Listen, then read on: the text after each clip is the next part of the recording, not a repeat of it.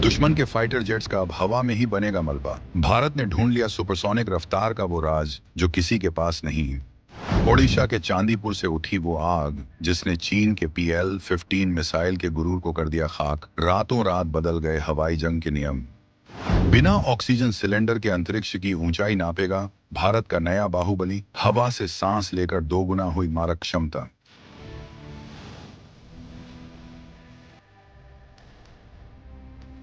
आवाज से 3 गुना तेज और बचने का कोई रास्ता नहीं। नो एस्केप जोन के डर से पाकिस्तान ने ग्राउंड किए अपने F-16। रूस और यूरोप की बराबरी में खड़ा हुआ अब आत्मनिर्भर भारत। रक्षा बजट का अरबों डॉलर बचाने वाली तकनीक अब मुट्ठी में। ओडिशा के चांदीपुर तट पर कल सुबह जो हुआ वो कोई मामूली धमाका नहीं था, बल्कि वो भारतीय वायुसेना के भविष्य की एक ऐसी हुंकार थी जिसकी गूंज बीजिंग के बंद कमरों में बैठे जनरलों के कानों तक साफ सुनी गई है। जब रडार पर एक अनजानी वस्तु ने आवाज की गति को पीछे छोड़ते हुए आसमान का सीना चीरा, तो दुनिया के बड़े बड़े रक्षा विशेषज्ञ अपनी कुर्सियों से उछल पड़े। ये वो तकनीक नहीं है जो भारत ने किसी से खरीदी है, और न ही ये वो पुराना बारूद है जिसे हम दशकों से ढो रहे थे।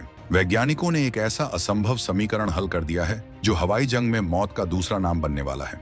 आमतौर पर जब कोई मिसाइल दागी जाती है तो कुछ दूर जाकर उसकी सांस फूल जाती है, उसकी रफ्तार कम हो जाती है और दुश्मन का जहाज उसे चकमा देकर भाग निकलता है। लेकिन भारत ने जिस अदृश्य शक्ति का प्रदर्शन किया है उसके सामने भागना तो दूर, दुश्मन को सोचने का भी वक्त नहीं मिलेगा। ये एक ऐसी मशीन है जो अपने साथ सांस लेने का सामान लेकर नहीं चलती, बल्कि आसमान की हवा को ही अपनी ताकत बनाकर आग उगलते हुए अपने शिकार का पीछा तब तक करती है जब तक उसे राख न बना दे। चीन अपने जिस स्टील्थ फाइटर जेट J-20 पर इतराता था और पाकिस्तान अपने जिन अमरीकी जहाजों को अजेय मानता था, आज उन सब के रडार सिस्टम पर एक लाल खतरा मंडरा रहा है।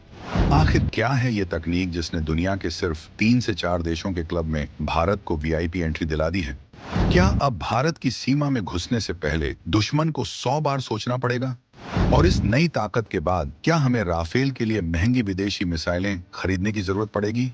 आखिर कैसे ये मिसाइल हवा से ऑक्सीजन लेकर अपनी स्पीड बढ़ाती है? इन सारे सुलगते सवालों के जवाब हम आपको इस वीडियो में आगे देने वाले हैं। हम आपको बताएंगे इस गेम चेंजर खबर की पूरी कहानी, तो बने रहिएगा वीडियो पर और इस संबंध में आपके जो भी विचार हो कमेंट में लिखकर जरूर बताइएगा। तो चलिए अब इस रहस्य से पर्दा उठाते हैं और समझते हैं कि आखिर DRDO के वैज्ञानिकों ने ऐसा कौन सा करिश्मा कर दिखाया है। इस तकनीक का नाम है SFDR, यानी सॉलिड फ्यूल डक्टेड रैमजेट। नाम सुनने में थोड़ा भारी लग सकता है, लेकिन इसका काम बहुत ही सीधा और खौफनाक है, दुश्मन की बर्बादी। अब तक की मिसाइलों की कहानी बड़ी बोरिंग थी। मिसाइल के अंदर इंजन होता था और उस इंजन को चलाने के लिए फ्यूल के साथ साथ ऑक्सीडाइजर यानी ऑक्सीजन का टैंक भी लाद कर ले जाना पड़ता था। जैसे इंसान को अंतरिक्ष में या पानी के नीचे सांस लेने के लिए सिलेंडर चाहिए होता है, वैसे ही पुरानी मिसाइलों को जलने के लिए अपनी ऑक्सीजन साथ ले जानी पड़ती थी। इससे मिसाइल भारी हो जाती थी और उसमें बारूद भरने की जगह कम बचती थी। लेकिन भारत के इस नए ब्रह्मास्त्र ने विज्ञान के इस नियम को ही बदल दिया है। SFDR तकनीक वाली मिसाइल कहती है, मुझे ऑक्सीजन का सिलेंडर नहीं चाहिए, मैं हवा से ही सांस ले लूंगी। जी हाँ, जैसे ही ये मिसाइल लॉन्च होती है, ये वातावरण में मौजूद हवा को अपने अंदर खींचती है, उसे कंप्रेस करती है और उसी से अपने इंजन को लगातार पावर देती रहती है।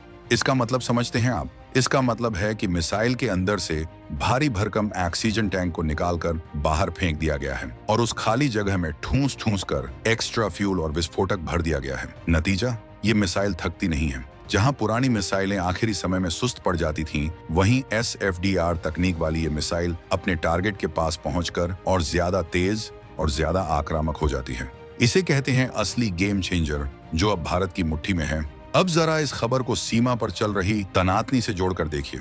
लद्दाख की पहाड़ियों के पीछे चीन ने अपने एयर बेसिस पर PL-15 नाम की एक लंबी दूरी की मिसाइल तैनात कर रखी है। चीनी मीडिया इसका बहुत गुणगान करता है कि ये 200 से 300 किलोमीटर दूर से ही भारतीय जहाजों को निशाना बना सकती है। भारत के लिए ये एक बहुत बड़ी सिरदर्दी थी। हमारे पास जो रशियन मिसाइलें थीं, उनकी रेंज कम थी। हमें जवाब देने के लिए दुश्मन के करीब जाना पड़ता था, जो खतरनाक था। लेकिन SFDR के सफल टेस्ट ने इस पूरे खेल को बराबर बल्कि भारत के पक्ष में कर दिया है। इस तकनीक का इस्तेमाल करके भारत बना रहा है अस्त्र मार्क 3 मिसाइल। ये मिसाइल जब अपने लॉन्चर से निकलेगी तो इसकी रफ्तार मैक 3 से भी ज्यादा होगी, यानी आवाज की गति से 3 गुना तेज। आप पलक झपकाएंगे और ये 1 किलोमीटर दूर निकल चुकी होगी। सबसे खास बात यह है कि ये तकनीक मिसाइल को सस्टेन्ड वेलोसिटी देती है। इसे ऐसे समझिए, जब आप अपनी गाड़ी का एक्सीलरेटर दबाते हैं तो गाड़ी तेज भागती है, लेकिन जैसे ही पैर हटाते हैं गाड़ी धीमी होने लगती है। पुरानी सॉलिड मोटर वाली मिसाइलें वैसी ही थीं। वो शुरू में तेज भागती थीं, लेकिन अंत में धीमी हो जाती थीं, जिससे दुश्मन का पायलट मनूवर करके यानी कलाबाजी खाकर बच निकलता था। लेकिन SFDR वाली मिसाइल का एक्सीलरेटर जाम है। ये अंत तक पूरी ताकत से भागती है। इसे ही रक्षा की भाषा में कहते हैं नो एस्केप जोन, यानी एक ऐसा दायरा जिसमें अगर दुश्मन का जहाज आ गया तो फिर वो चाहे जितनी कलाबाजी खा ले, चाहे जितने फ्लेयर्स छोड़ दे, उसका बचना नामुमकिन है। भारत ने अब दुश्मन के लिए आसमान में एक लक्ष्मण रेखा खींच दी है, जिसे पार करने का मतलब है सीधा जहन्नुम का टिकट। 2025 में खड़े होकर जब हम पीछे मुड़कर देखते हैं तो याद आता है वो दौर जब भारत अपनी हर छोटी बड़ी मिसाइल के लिए दूसरे देशों का मुंह ताकता था।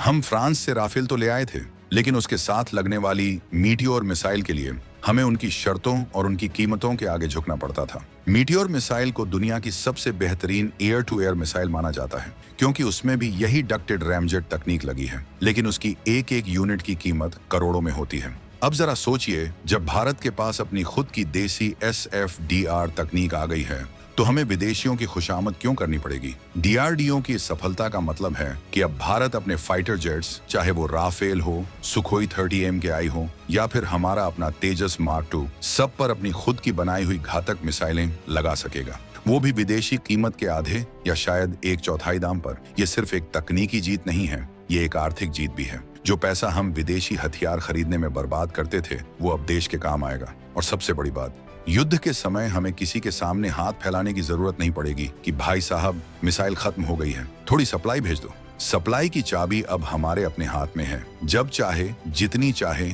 उतनी मिसाइलें बनाओ और दुश्मन पर बरसा दो। ये है असली आत्मनिर्भर भारत की ताकत, जो अब कागजों पर नहीं बल्कि चांदीपुर के आसमान में गरज रही है।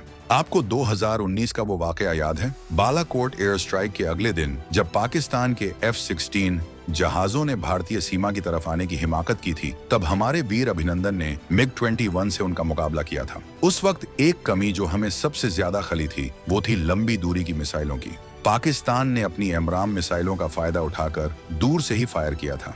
उस दिन हर भारतीय का खून खौला था और हर किसी ने सोचा था कि काश हमारे पास भी ऐसी कोई छड़ी होती जो मीलों दूर से ही इन F-16 को मार गिराती। आज SFDR के सफल प्रदर्शन ने उस काश को हकीकत में बदल दिया है। इस नई तकनीक से लैस मिसाइलें जब हमारे सुखोई और राफेल में लगेंगी तो पाकिस्तान का कोई भी फाइटर जेट सीमा के 100 से 150 किलोमीटर पास आने की भी जरूरत नहीं करेगा। अगर उसने अपने एयरबेस से टेक ऑफ किया तो हो सकता है कि हमारा रडार उसे वहीं लॉक कर ले और हमारी मिसाइल सीमा पार किए बिना ही उसे उसके घर में ही ढेर कर दे। पाकिस्तान के पास फिलहाल इस तकनीक का कोई तोड़ नहीं है। वो चीन से मदद मांग सकता है, लेकिन चीन खुद अभी अपनी तकनीक को परखे बिना किसी को देता नहीं है। यानी आने वाले कई सालों तक इस क्षेत्र के हवाई दादागिरी का ताज सिर्फ और सिर्फ भारत के सिर पर रहेगा। वायुसेना के लिए ये किसी सपने के सच होने जैसा है। दुश्मन को देखो, लॉक करो और भूल जाओ। बाकी का काम ये समझदार और खूंखार मिसाइल खुद कर लेगी।